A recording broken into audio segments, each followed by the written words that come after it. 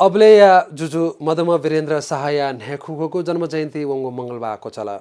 वेक वीरेन्द्र याता प्रजातान्त्रिक जुजिया रूपेण स्वेगुया विक्रम सम्बत 2002 पौष 14 गते अबलेया जुजु महेन्द्र वो लानी इन्द्र राज्य लक्ष्मीया नापामा का कथा जन्म जोयादीम अबु महेन्द्र मदे धुङ्का विक्रम सम्बत 2028 साले जुजु जोयादीको ख वेक विक्रम सम्बत 2017 साले जुजु महेन्द्र पलिस्ता यानादिगो पञ्चायती शासन विरुद्ध आन्दोलन तत्व्या उभले वीरेन्द्र 2036 साले जनमत संग्रह यागादीको ख